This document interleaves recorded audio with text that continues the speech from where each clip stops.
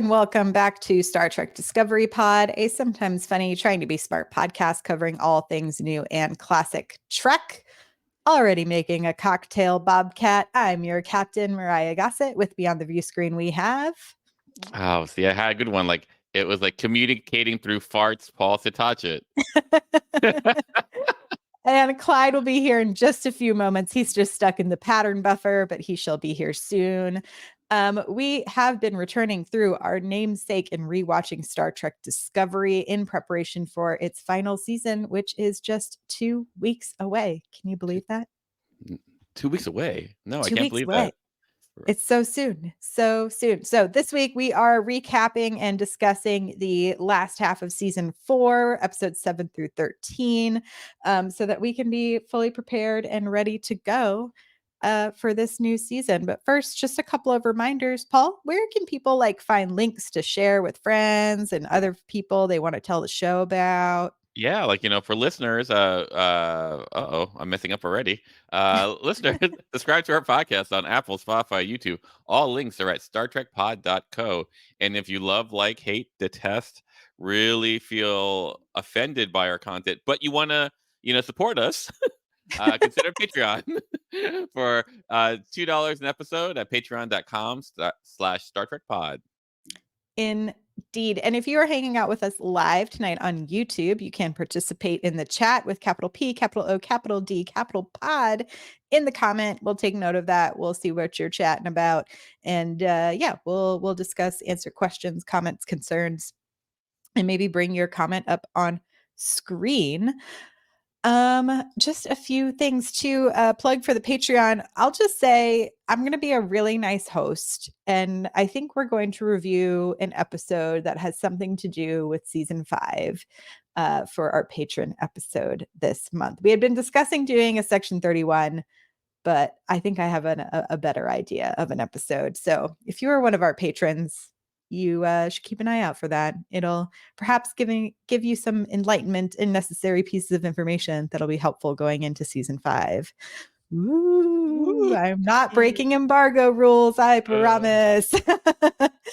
Yes, other announcements while we're waiting for Clyde to get out of the pattern buffer.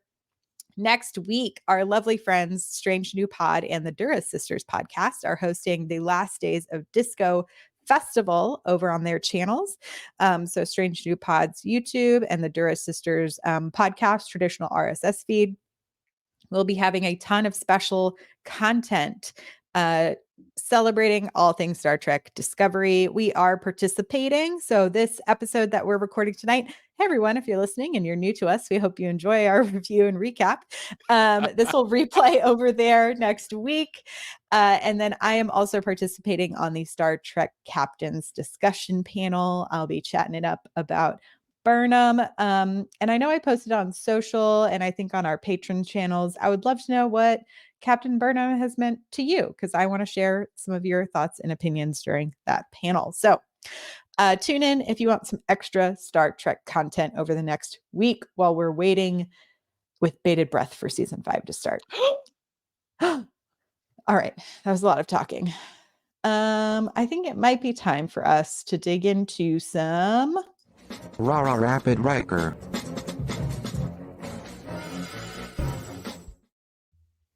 Some rapid Rikers, some seasoned frakes, if you will. Paul, what did you think about the back half of this season? I think overall it has some really good VFX. Yeah. And the production value is high, and I really love that they're kind of crystallizing Burnham's character in a way, Mm-hmm. who she is. I feel like plotting wise, it feels a little messy, like giving everyone they did it well with what you call it, Brave New World, Strange New World, with giving everyone their moments for whatever reason. Like when they tried to give everyone their moments in season 4, it feels a little, oh, there he is. Oh my God, look at that red mic. Red alert, everyone. Red alert. Red alert. Clyde is on the bridge. What's up, Clyde? Just be happy I have a mic. If we remember what happened the last time I was here, this is not even my mic. This is a borrowed mic. I'm just. I think it needs to be your mic. That I think red mic is. I think I love it. Anyway, so I think in some ways I feel that it's not my favorite half season. There you go. See that. All right. Clyde, I'll let you get settled while I give you my rapid Riker for this half of the season. I think it's interesting. I realize now that we probably should have watched 1 through 7 for the first half, because that is before there's the mid-season break by the dates. So my bad on planning. But I will say that episode 7 and like the last 2 for me were probably the strongest. And I think to your point, Paul, it's like it felt very extended. Like it took so long for us to finally get to the 10C that it did feel so like rushed at the end to like have their arrival moment. In communicating with them. And so I mean, I still enjoyed a lot of this season. I agree with you that Burnham really had like a really lovely, I think, solidification of her captaincy and like how she decided to use diplomacy at her core. So yeah, I thought we got a lot of like really great Burnham moments, and I have some good hopes for next season based on this season. Like, but just to one thing that they did very interestingly, and I didn't notice this the first time I watched it, was like the first episode of season 4 is Kobayashi Maru, and and ultimately the president of the Federation, what's her name? Relic goes like, can you make the tough choice? Yeah. And like in the end, like she makes the tough choice in letting Book go. But for whatever reason, like it got kind of like lost in the moment, and it's only because we watched it like in such like binge format that I was able to go like, oh, this is what they were trying to do. So anyway, but yeah, Clyde, what's your rapid Riker? So I've been trying to think about the answer to this question of how did I feel about this? This felt different. I agree with what I heard you say earlier, Myrriah. 7 through 13. Thank you. That what? Yes, Paul. He's just very suave. Hair. My gut feeling is I didn't love this half of the season, and I've been trying to figure out why. And I think in part it is I don't like the journey that Book and Tarka was on. Yeah, I don't like Tarka. Yeah. I want to have sympathy. Like I feel like he's supposed to be somewhat of this sympathetic, tormented character, and I just wanted punch me in the face. Somebody to integrate him with a phaser, like early on, like just end this. And then Book and this just recklessness. I get that it's supposed to be about this idea of how we handle pain and how we handle trauma, but something didn't land for me, and I think I'm struggling putting my finger on what it was. And at my base, I'm like, I kind of like a space western, and this was not a space western. This was a lot of talking.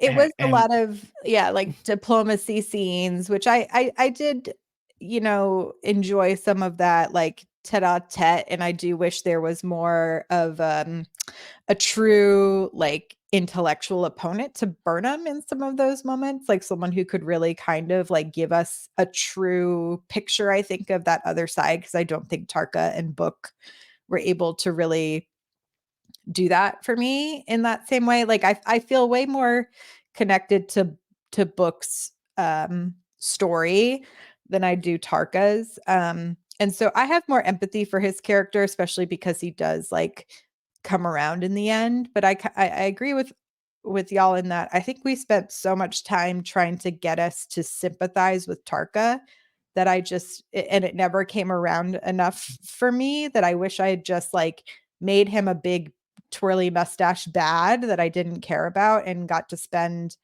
more time with the other characters instead of those weird one-off like moments where characters are trying to tell you something about themselves, but it's at like the height of the action, so we can't actually settle in with their characters. But I think like, yeah, I mean, to me, the core, like Sonequa Martin Green does like such an incredible job with this part in being this captain. And like, it is so heartbreaking in that last episode when she thinks she's lost Book. Like, I truly feel that. And then that turn to like, I still have to be a captain, I thought was like a very incredible and like beautiful moment for her. Yeah, I would add to that. Sonequa Martin Green. So Burnham's emotion over Book truly helped me understand, maybe for the first time, how deep their relationship was. Yeah. Because it's one of those things where there's no label to it, right? There's no design label that we would think, right? It's not a situation where she's like, well, this is my husband, or this, like, for a long time they don't really call him her boyfriend. Like, there's no label to They it. were like truly companions for so long.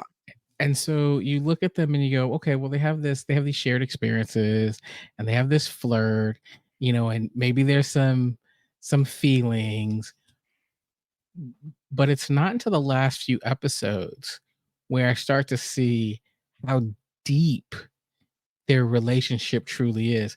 I kind of wish they would have labeled it. I kind of wish they would have been a little bit more obvious in saying, hey, this is a really deep relationship. And I wonder if that would have changed it for me in watching it the first time. Right? Because I'm like, wow, like she's making some moves here. Like, and I it don't want to kind be of that. makes sense. But I don't want to be that guy again. But be I'll that be that guy for please. like I don't actually understand why she's with Book in the way that she is. Like it's not. I don't see. What do you mean? Like, What do you mean? well, like I like Book has an admiration for her, and you can see it how he always talks about her to Tarka, right? Like, Burnham's gonna do this. Like, if she says she's gonna, like, this is not, so like you could see him like really, really like into her in that way. Like, and I just don't know what does she see in Book. This That is an easy one for me. You go for it. Go for it. It is. To me, leadership is lonely, right? Okay. Yeah. Is a very lonely place.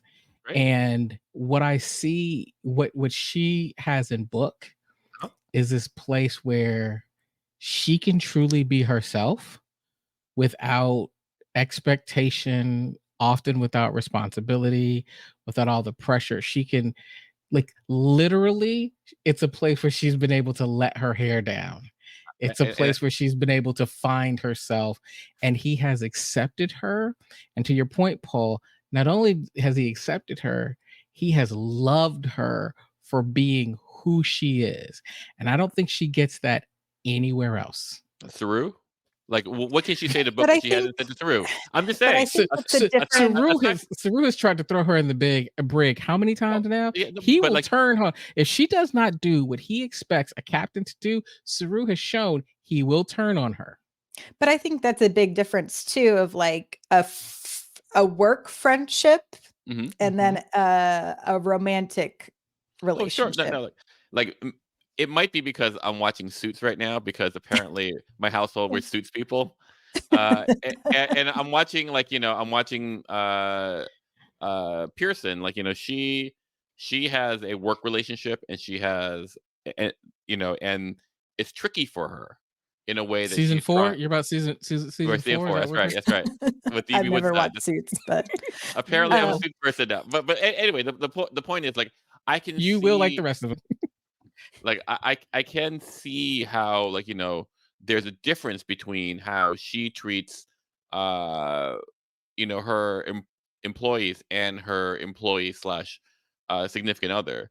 Whereas when I watch her deal with Book, like it feels like everyone has the same emotional access to her. It maybe just seems, like that's what it appears Yeah, to I me. mean, I think it's why I wish so much that we had gotten like a full episode of just their antics between her That's landing and Discovery coming, because I think we uh, have not been shown, we've just been told what the Exactly. relationship is. That's exactly what, like, I see that, she says that I'm really into, but like I don't. The closest thing I get is the poker scene. Yeah. The The poker poker scene. seat. Yeah, I'd love to Mhm. talk about All In, because that was to me a very fun episode, but I also really enjoy whenever we go to these like kind of marketplace worlds in the future and seeing what the structures are like and how similar and yet how different they are. And also the glowworm poker dealer is hysterical. Yeah, because Mariah loves all types of capitalism in the future, in the past. It's all Love Mariah. it so much. I love existing in capitalism. Klingon marketplace, Ferengi market, Orion market. It's all Mariah. Hey, it could be bargaining. It doesn't have to exist within capitalism. Yeah, for sure. Um, but I do think, like, I agree with you, Paul. I think All In, which had some really fun direction, with Christopher J. Byrne and Jen McGowan. It's written by Sean Cochran. Um, it does a good job, and I know they had brought in someone specifically to direct the poker scenes who has Huh? done like card play scenes, and so I thought there was some Okay. really cool attention to detail there of like making sure it feels like an authentic gameplay and like the stakes were there. And I mean, I'm also a sucker for like all the Oceans movies and heisty Sure. stuff, and it gives that vibe in a really fun way. Also, we get to see a Woshikun, I think, in a much more like authentic character moment rather than like a one-off beat. Oh Yeah. wow. Oh wow. Oh wow. Oh Oh, wow. oh Oh wow wow. for Owo. Owoshikun. It was Joanne. Oh wow. Owoshikun. That was her fight Her name. fighting name. Yeah. Yes. But yeah, I thought that was really fun. I mean, I thought that was a really good episode. I thought it was fun. It felt like that to me, though. It was a lot, even though I don't know, this season felt like every set was very dark. Mm. That one didn't have the quite as a dark tone. It felt more like your typical Star Trek casino episode, right? Mhm. It's the away mission where they're in a casino or something and they're hijinks. And I really, that's one of the episodes that I really enjoyed and was like, hey, this is fun. Like this makes sense. Like, you Yeah, it know, felt like Seven. It's like so Seven, but to Connect, which is directed by Lee Rose, written by Terry Hughes Burton, and Carlos Cisco, who I love. Carlos Cisco is a great writer, and I thought that one too felt kind of that classic Trek vein, where it is the like big moral quandary of like, how does AI fit within our systems, and like Mhm. how do we balance this new technology? Like, I think we've talked about it before. I really love the episodes that take like a really big question and try to synthesize it through the story. And I thought that was an episode that successfully did that. I And then enjoy that when you explain it to me, what I'm seeing and not based off face value. and then All In, does play with those same, I think, classic, the casino night. It has a lot of like fun glances and looks and fight scenes. It's like, I mean, as much as oh my gosh, I'm blanking. The Cybox Star Trek movie. What number is that? 5. 5. Yeah, I was like that opening sequence of the bar with all the weird drag queens in the games and like Sure. that CD. It gave me that vibe, and that was like my favorite. I mean, I Like love that movie you have in weird ways, you have a but very specific aesthetic, Mariah. It's really, it's not, it's off the beaten path. It's very specific. listen, Did she cut herself out? I didn't do it. That's all I could say. No. Like I think like the cliffhanger. Everyone, just listen. I mean, she's gonna have a great comment when she comes back. It's gonna be fantastic. oh, I'm All right, back. no Okay. pressure. Did No you put pressure, yourself in but the battle box? I I mean, know there's a big storm moving through, so it was like a little questionable, but I think I'm back. What was I saying? Oh, yeah, I love campy weird stuff. Like if I could No. combine like Showgirls with Star Trek, like that's like Words never spoken before. I'd have a great time. Out loud, Clyde. Out I loud. mean, for what it's worth, Showgirls combined with Star Trek is probably going to be very popular for a certain demographic. I mean, I just want to have a good time. I want to be entertained. I love it. Are you not entertained? Are you not entertained? Okay, let's dive into, I think, where things start to get a little off the rails for I think some of this watching, which is the Rubicon episode, which is our big everyone's in a giant circle talking about what to do episode. And then we also have Book and Tarka on their weird little away mission, right? Yeah, I get, the more every time we say his name, there's a feeling inside me that just goes, ugh. I think it was Choopy who said it earlier. If you completely removed him, could it have worked? And I'm thinking, it might have been stronger. I mean, I don't know what it is, but I hated Tarka. I absolutely just hated the character, and not in a Osira, like, this is a terrible villain and I hate the villain, but they're doing a really good job at it. This was just like I don't know. Like, actually, I'm mixing them up. This is what happens at this back half for me. But no, Rubicon's where they have to like sneak onto the ship and like all of that nonsense. But we get Non back, which is fun. Yeah. And then yes, like I the like DMA. Non. Yeah, this is like the standoffy episode. Non's great. I don't know. There was too much Tarka. I think I've just blocked this episode out of my brain. Like, I think that what you're trying to say, and this is the way I phrase it in my head, Tarka has a face that is equivalent to what bad breath smells like. When Tarka comes on the screen, I go like, ugh. Bad breath. Have a Mentos. Like, I felt bad because what was I can't remember the name of the episode, but his backstory, right? The Galactic Barrier episode. Yeah, the Galactic Barrier episode. So this is the payoff, right? Yeah. And this is where we're supposed to see his backstory, and we see the connection with whatever the dude's name is, and we're supposed to be drawn in, and he's supposed to be a sympathetic character. And the entire time I am, especially on the rewatch, I'm convincing myself not to fast forward. Like, I'll be honest with you. Like, I'm so tempted. Like, I'm just like, I don't care. Like, I don't care. I don't want to hear about it. Like, it doesn't move me. It didn't move me the first time or the second time. It's not moving me now. Like, I just want to go. That's how I felt. It's Oros. And I think to me, I appreciate that I feel like they were trying to make a parallel between Tarka and Oros as Burnham to Book, and like people who saw each other, and that's like the love that is there. But I'm like, then let Tarka and Oros like be in love, and it felt like they just weren't ready to like fully commit to that. Yep. In that way, and to me that would have been more, I don't know why love over friendship has to be more compelling. I get, like, I would do a lot of things for a lot of my friends, but to me it's like, if you're willing to destroy the galaxy, like, to me that feels like it has to be like just such Earth. a deep love. I think you're spot on, Myrriah. I mean, there's a should it be and is it, right? I got some deep friends. I got some deep friendships. The truth of the matter is, yes. The truth of the matter is, I'm not doing the things I would do for my wife. Like, I can definitely understand burning down the galaxy for my wife. I'm not doing it for, my buddy Gerald. Like, I'm not doing it for him. So maybe I'm doing this marriage thing wrong, but I've been married for 23 years, and like, and we, Clyde, I'll be right back. Yeah, like my wife and I have this discussion where we say things like, hey, if it's the fate of the world versus, saving me, and she goes, well, you're gone then, Paul. I go, good, and vice versa, right?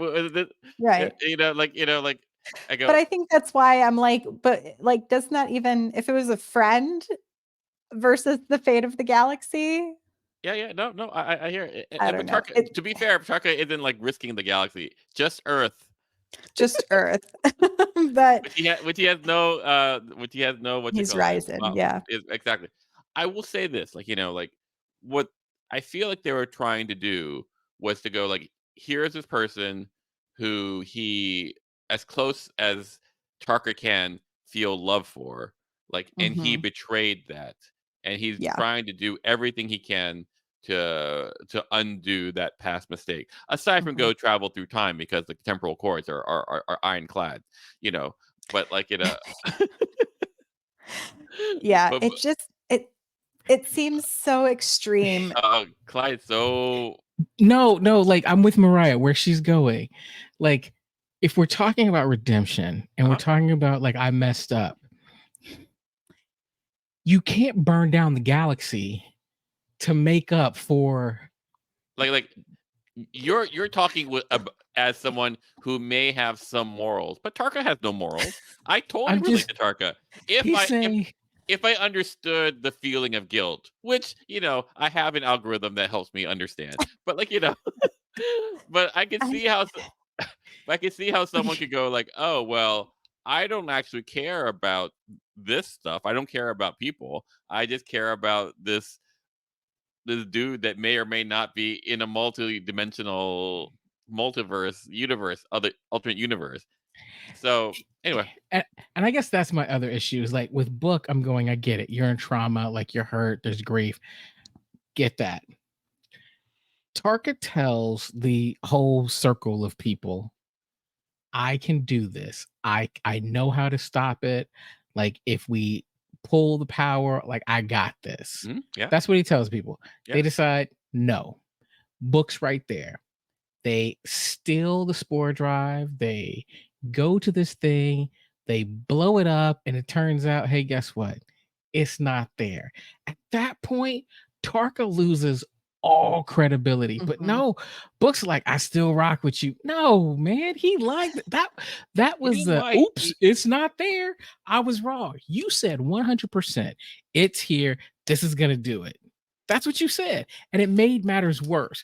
Book See, should have been out at that point and go, you see, know what, dude? You are trouble. and this is why I have such a hard time with Book in this, like in this season, because like for all of it, as much trauma as he's gone through, which he met his like nephew like for a month, you know, I mean, his whole planet and whole family are yeah, gone. They're gone.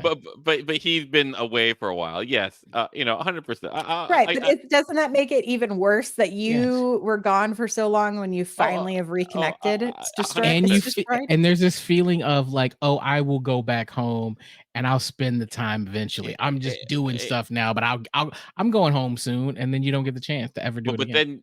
then like you're that person. Then you go like, but I will risk war with like this alien species who on a whim makes like this 5 light year old like like dredge, like like Yeah, he I mean, to me, like to your point, Paul, I think if to me the more logical place, like I think you and Clyde have both said, is like that first time Tarka is wrong, that's when you go, okay, I followed you because to me this was a simple solution. We were going to turn the power off. I understood this.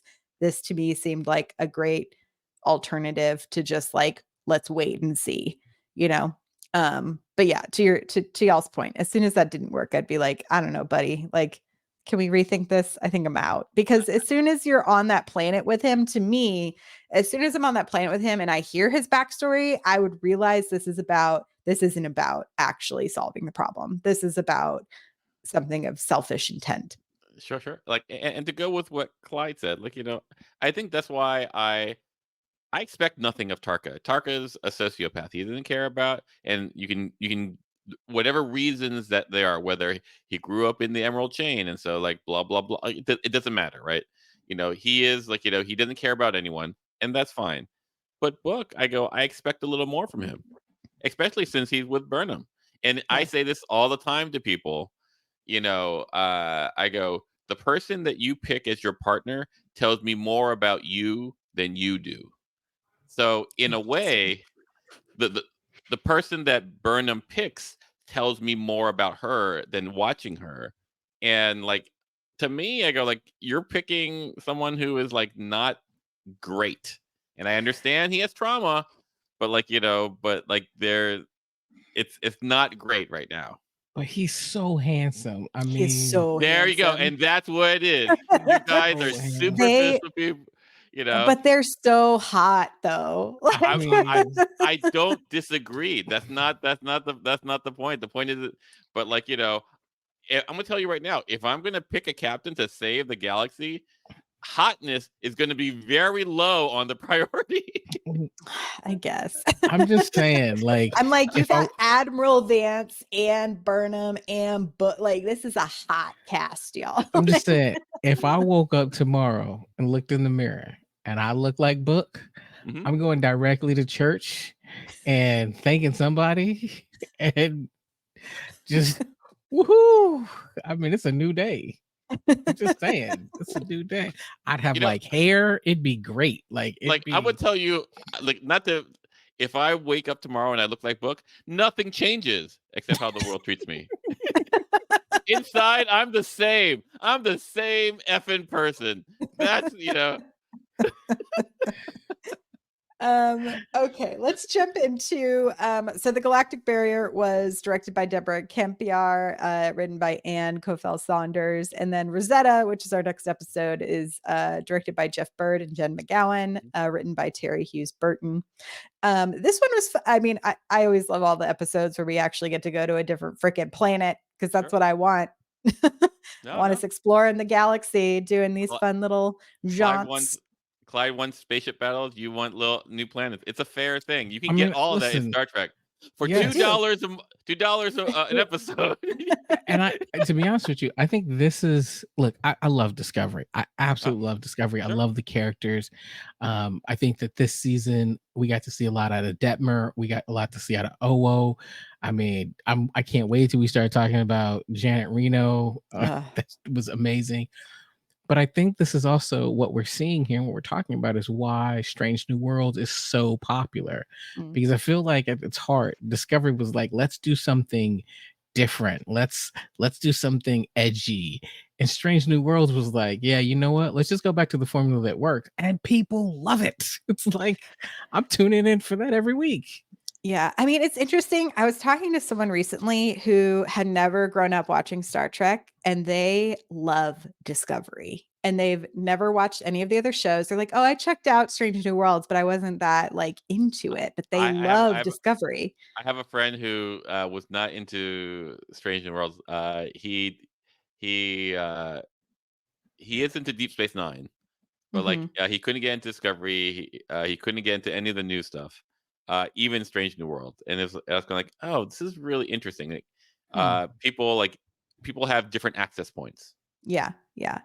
But yeah, it was so funny. They're like, oh, there's more Star Trek. They had like this was their only Star Trek, and I was like, that's kind of beautiful and interesting. But I think it's to the point of like there is something for everybody.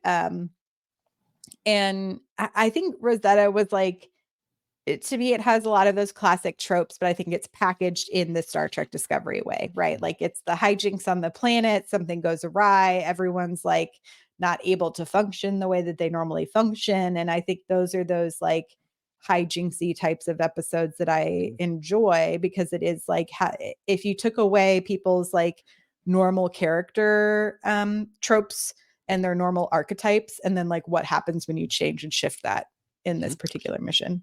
Sure. Like, I really want to understand, or not understand. That sounds aggressive in a way. Like the choice to make like people communicate through farts. Like like I it's a very interesting way. Like it's like a pheromone. I understand, but like like so. Imagine I fart and I give you a light map so you can tell which part of the fart to smell, so you can have. I mean, it's literally how some animals communicate. When did we decide that this was a fart? Did I miss that? I have never decided that's what it is. I think they released a pheromone and like. I mean, it felt. I thought it was just emotion. I never thought it was I didn't think of it as a fart. I thought it was emotion and light. But okay. anyway, it's just a very interesting way to go about it. Like, and for those who really care, I would say that farts can be considered a hydrocarbon. So, Okay, so Karng says in the chat, he says he's talking to Choopy, and he says, "I'm still not a real fan of the emotion-based hydrocarbons as a way to communicate." Right? Here's the thing: I thought it was incredibly complex, Mhm. but at this point in Star Trek lore, Sure. I felt like I was almost going, kudos for coming up for something that wasn't an easy solve, Mhm. because with all of the alien species and the universal translator and every just thing in sci-fi in general where you're trying to communicate with the species, they were trying to come up with something different, something that especially us as Star Trek fans weren't go, yeah, I've seen that in Mhm. Battlestar Galactica. I've seen that in Babylon 5. Mhm. I've seen that in it's something where you go, yeah, I know what's It's- happening. They came up with something new. And I was No, like, okay. no, it's interesting. Like, it's no, like, Picard and what's his name at, like Shaka when the walls fell, but like, Yes. Darmok. Yes. I love I this. mean, that is Mona, I just tuned in and heard communication with farts. Nice. context is everything. Listen, I mean, to your point, which is what the lights are about, right? Like, it all. But to your point, Paul, the episode of Darmok Mhm. is probably the gold standard in Yeah, alien communication. 100%. And so if you're trying to compete with that, I mean, it's going to be tough. And I feel like they took their shot. I mean, it's Whether also after the movie Arrival came out. And so I feel like, which yes, really, so I have a thing to admit. I did not watch Arrival until like a month and a half ago. And Oh, then wow. I watched this and I went, oh, wow, this is just like Arrival. Well, both this and and Arrival took an hour and a half for you to learn English. So it's like here, so here's let's make a movie about learning English. But I wonder, anyway, I was like, I wonder if there's like a paper that's about like the brain. I was like, there has to be like a book they're referencing about how to develop communication between, different species. Anyway, I was like, there must be some similarities of like how they decided to do this whole thing. But anyway, Yeah, no, like if I'm going to be more generous, I'm not going to take my personal taste aside and just be objective about it. Like the idea of like being able to create language from like just chemically, like here's my thought, and like I can just blow my thought at you, and you'll get my whole complete thought, whether it be how I feel or a story that I have or like math equations. I mean, it's pretty slick. It's just it's imagined of like let's say bees like just grew up to be like galaxy changing entities, like how would they communicate if it's based from like their pheromone thing. I think that's pretty interesting. I think the execution of it is not very cinematic. Yeah, I mean, I thought the reveal of species 10C was cool. I appreciated that they didn't look like humanoids because I do think Star Trek has a tendency to make all alien life form humanoid in some way, shape, or form. I mean, the entire council of the circle were all humanoids. Because bipeds rock, man. It's convergent evolution, baby.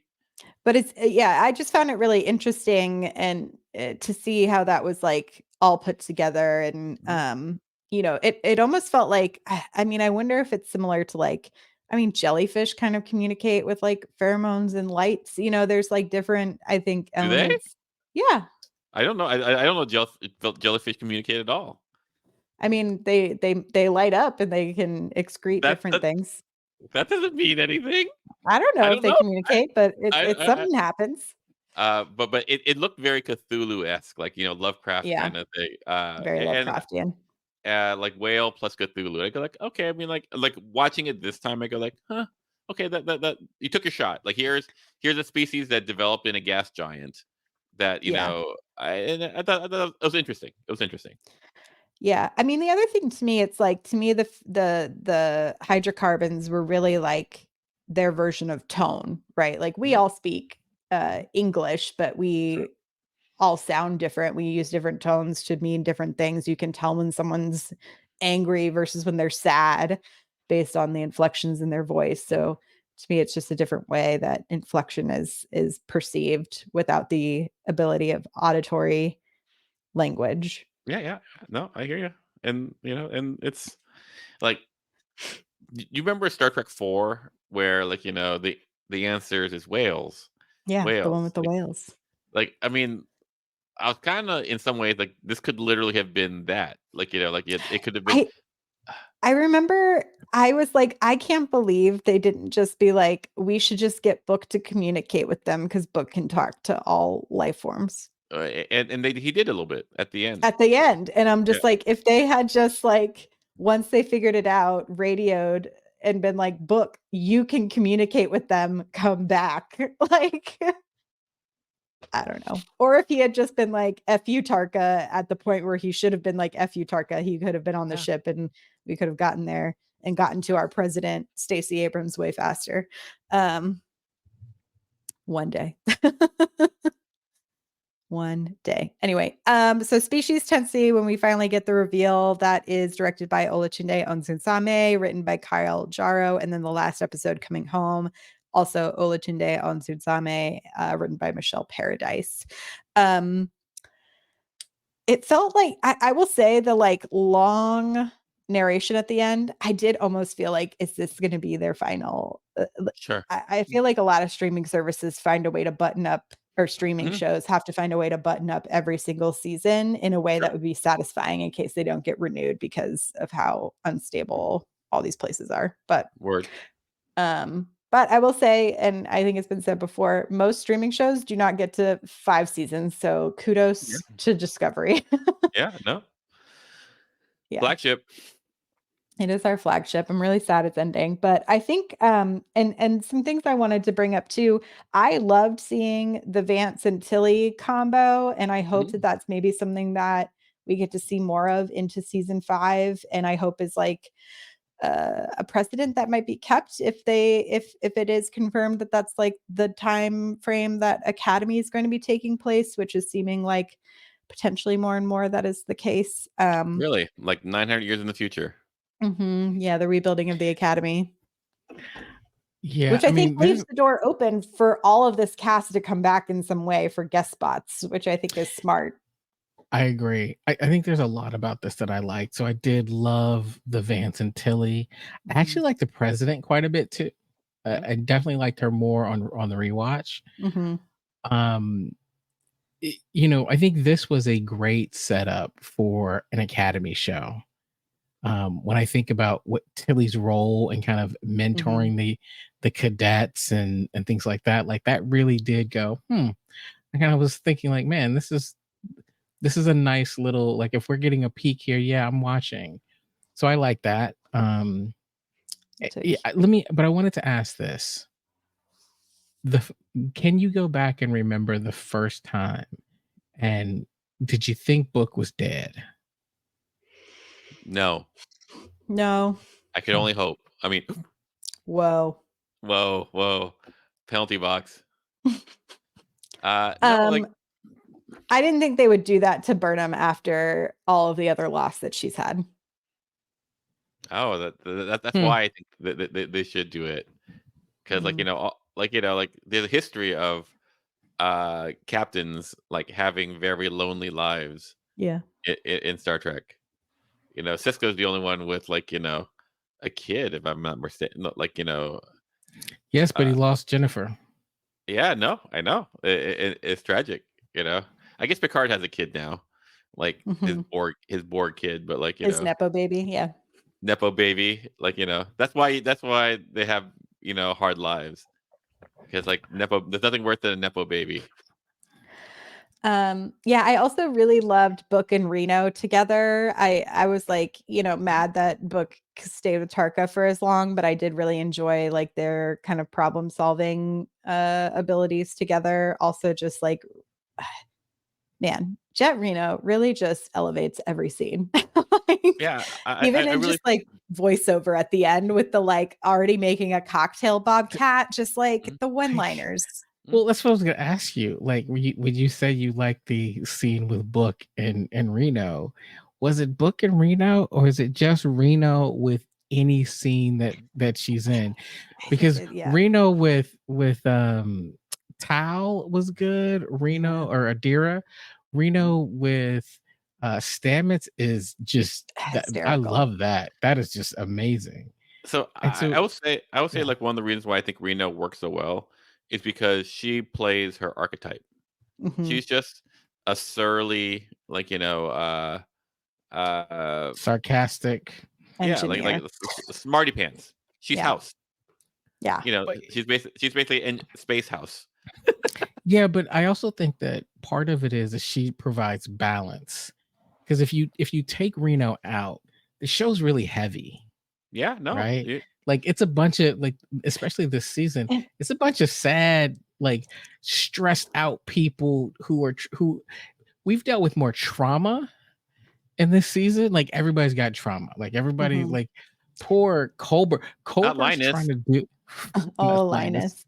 I But- felt like they used to yeah. give Tilly some of that Yeah, lighten exactly. up, right? With like a Yeah. lot of the one-liners and stuff. And I kind of miss some of those aspects to Tilly, like the excitement, Mhm. a bit of the naivete, which was like there. And obviously she's grown, but I do miss some of the whimsy. Yeah. I'm hopeful that that comes back now that she's like the character is built to being, I think, a little bit more sure in her choices. Mhm.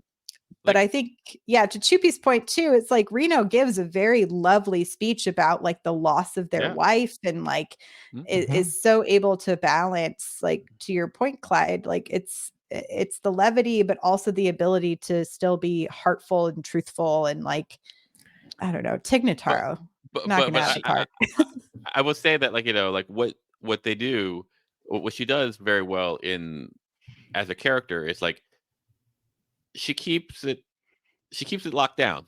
Mhm. You know, she handles her shit, and then like until like and she can share when it's necessary, but like when it's not necessary, Yeah. get to work.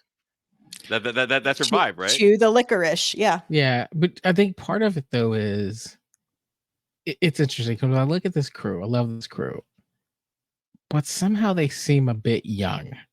Like they all seem a little bit young as a crew goes, as a senior staff. But No one can handle Reno, this shit. yeah, but Reno has this sense of like maturity, Yeah. of security. Like, yeah, I think it's like her and Culber. You know, you could like if Mhm. Culber's also in a scene, I feel very stable in what Yeah, Culber's so about to Culber- deliver. Until he goes like, I'm about to fall apart, everyone. Yes, But to be fair, like he's the one where I go like, oh, okay, I can accept that. I accept that when he goes like, hey, I'm having a hard time keeping it together, because he doesn't really because here's what he does. He denies it first.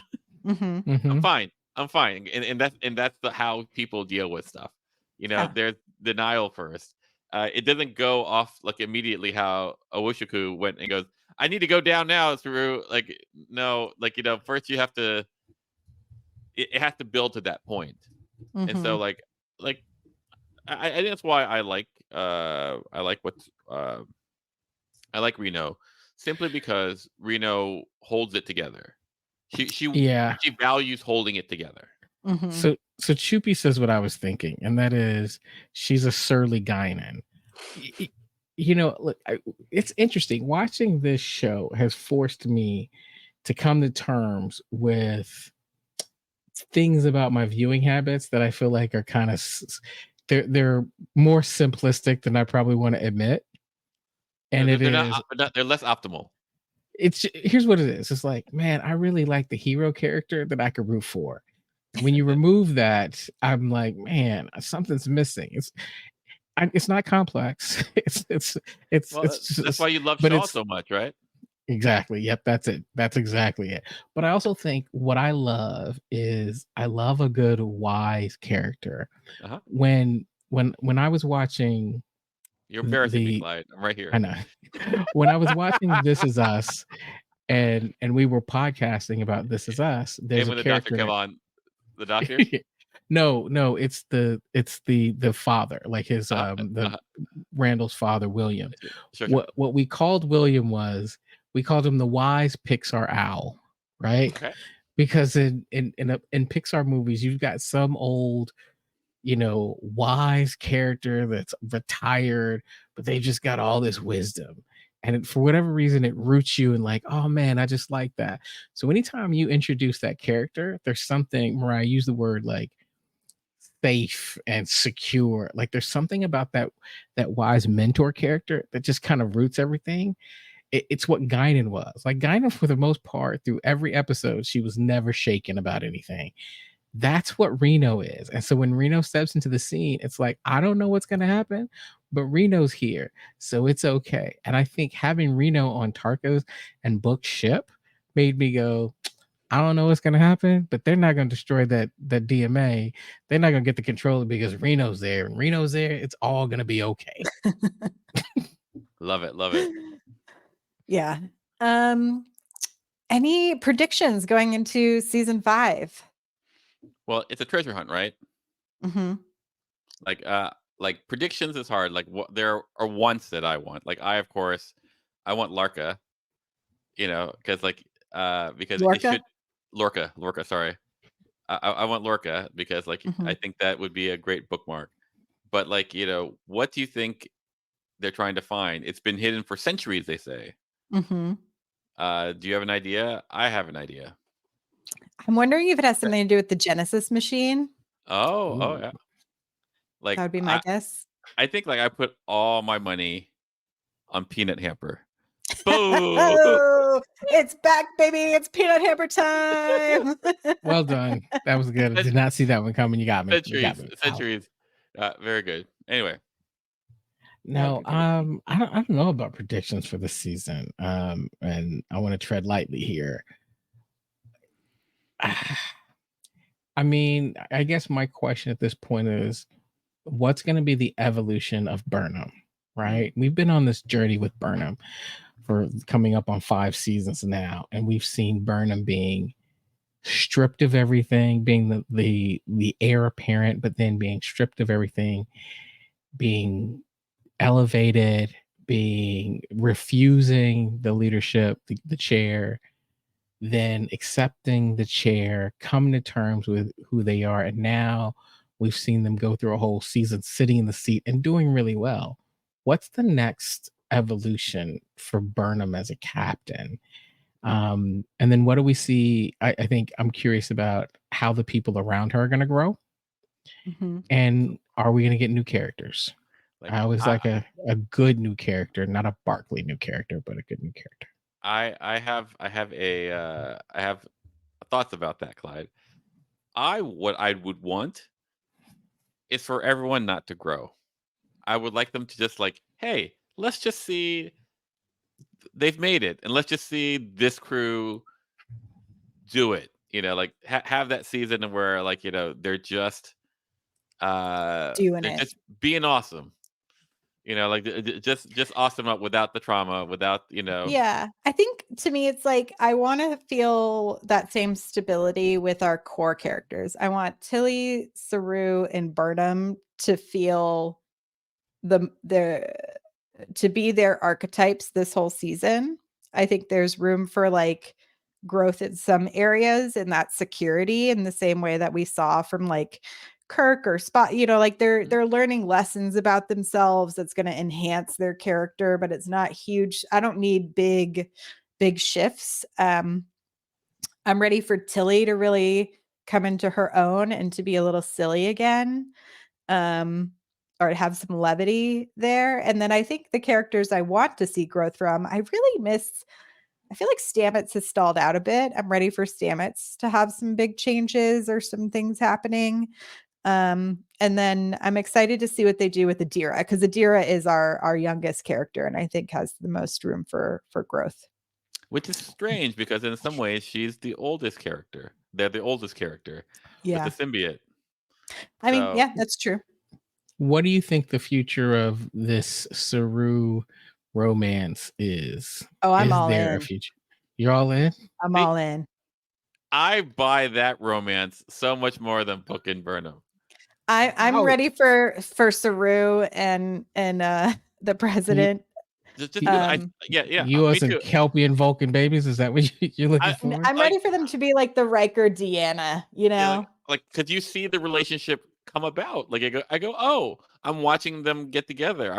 There's that meet cute. There's Mhm. all the stuff. I go like, oh, I want them to get together. Like It's actually really sweet. It's a really Yeah. sweet meet cute, and it's like, oh, look at them. They're kind of shy and I love the awkward. tea exchange. Yeah. It's so cute. Anyway, I'm excited. I hope it's Okay. lovely. I hope they Yeah. don't. I hope no one dies. I can't handle if one of them dies. I guess my big thing, the reason why I bring that up is it's like every time we get a new season, there's like time passes, Mhm. and it'd be really easy for them just to be like, oh yeah, it didn't work out, and just not do it. I do want to see more of it. Yeah. Oh, and Mona brings up, I hope they bring Gray back as well. I'd like to see what Gray has been up to with the Trill world. I think that's always really fun. Yeah, I think that's where I'm at. I want Book to come back, and I want some more Will They, Won't They with Book and Burnham. But Book's in a lot of trouble, though, isn't he? I mean, seemingly, it seems like a pretty nice punishment of just, we're going to go make you work with refugees rather than like throw you in the brig. But I mean, they stole the prototype of the spore drive, and that thing blew up. Yeah. So unless he grabbed it, well, no, like you can just program it because it's not like they stole the plans. And here's a place where programmable matter is all the rage. Well, so will we see more spore drive enabled ships? Well, once again, there are only 2 people in the universe who can pilot one. Yeah. I don't know. I feel like they're probably going to have to figure out alternative means. I hear there's a desert planet where there's spice that can help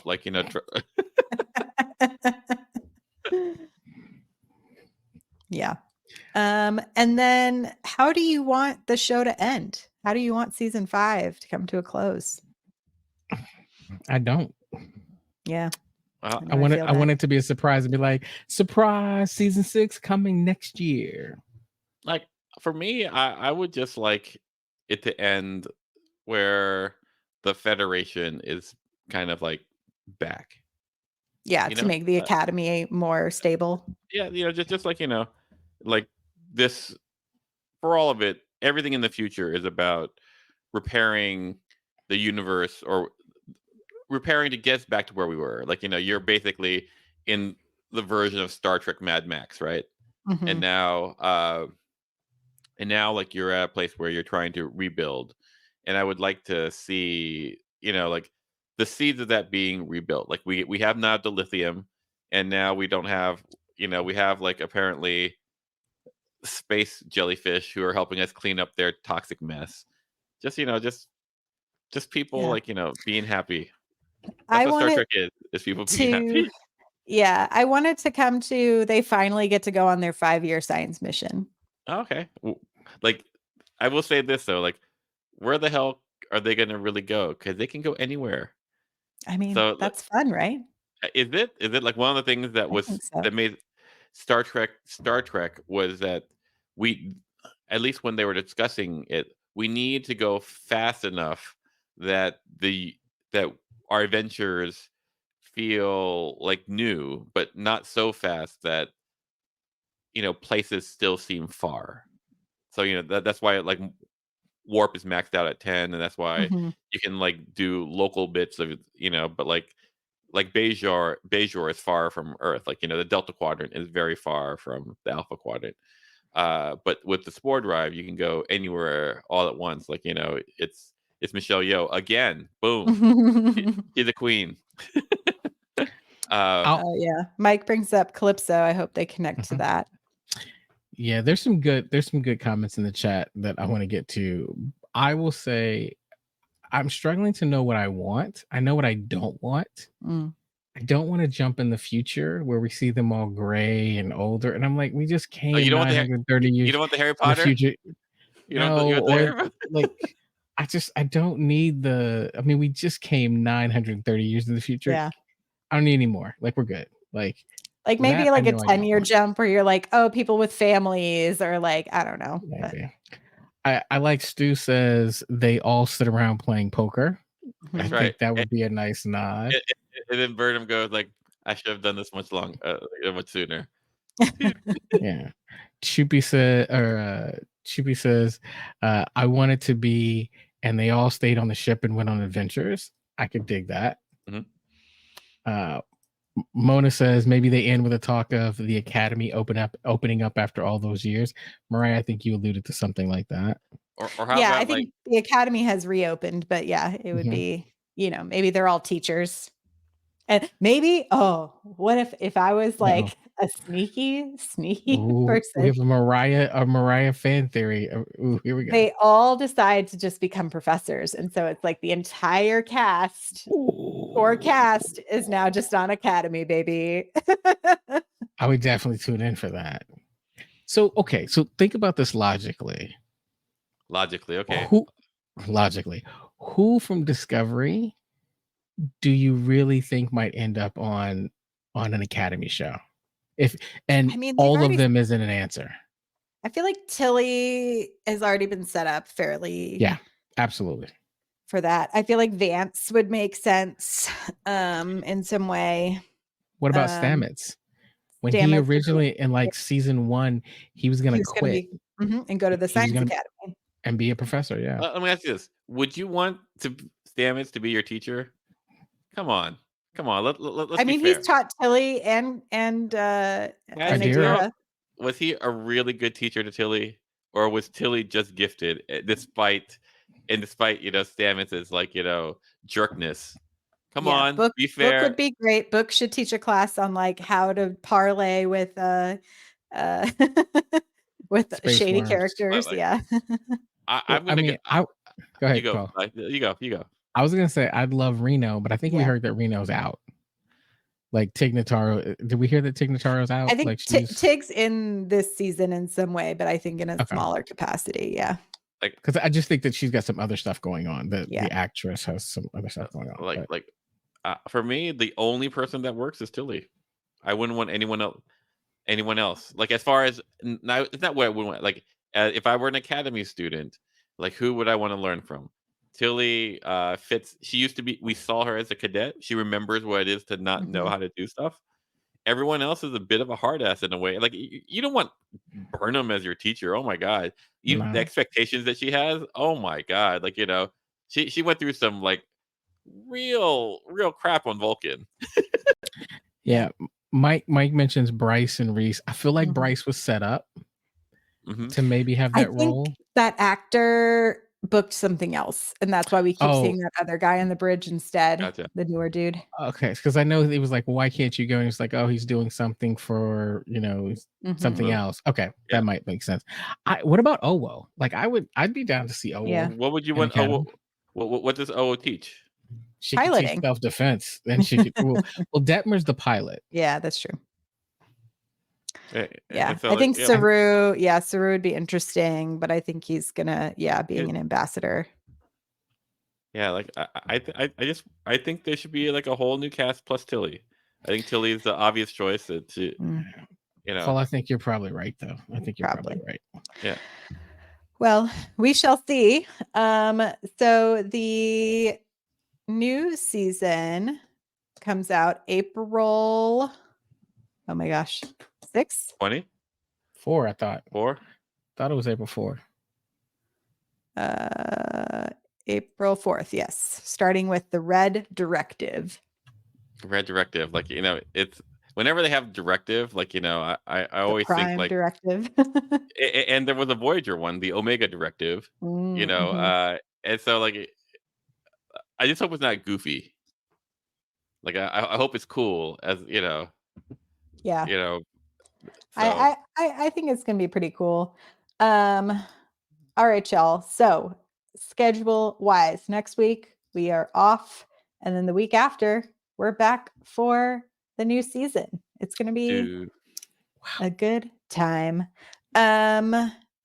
If you like this episode, you can subscribe, rate, and review on Apple and on Spotify. You can join us at StarTrekPod.com to find links to our Patreon and other places you can interact with us. We are over on Twitter as well as on Instagram at Star Trek Pod. Thank you, Karen, for helping us out over on the crazy place that is X. I think, do we get 2 episodes on the first? We have a comment there. The first night? Yes, we do. We get Red Directive and Under the Twin Moons. So double header night 1. They're going to like Tatooine. I do like when they kind of make fun of Star Wars like they did in Lower Decks. Anything else y'all want to plug or mention? Yeah, if you anyone wanna join a Patreon to help Clyde look more like Book, just let us know. We can start a special fund. That's right. I mean, I would say, hey, look, there's still watch-alongs going on. I am thinking about maybe next week, maybe around this time, doing a watch-along. We'll see, something to get us ready for the next season. Yeah. You know what I want to do? I want to do a watch-along, a Star Trek 5 with Myrriah. Yes. That's what I want to do. Okay. I want to have a Star Trek 5, and just Myrriah commentary throughout the whole bit. We could do a watch along. Do you want to record the watch along? You guys let us know. Comment on the Slack or on our social media if you want us to do a watch along where you can hit play with us. Yeah. # justice for movie 5. Justice for 5. The fan dance. There's so many things in that movie. That's right. Like, what does God need with a starship? Go hike a mountain. All right, y'all. We will see you for the premiere on the 4th. Thank you so much. Live long and prosper. Bye-bye. Bye, everyone. Laters.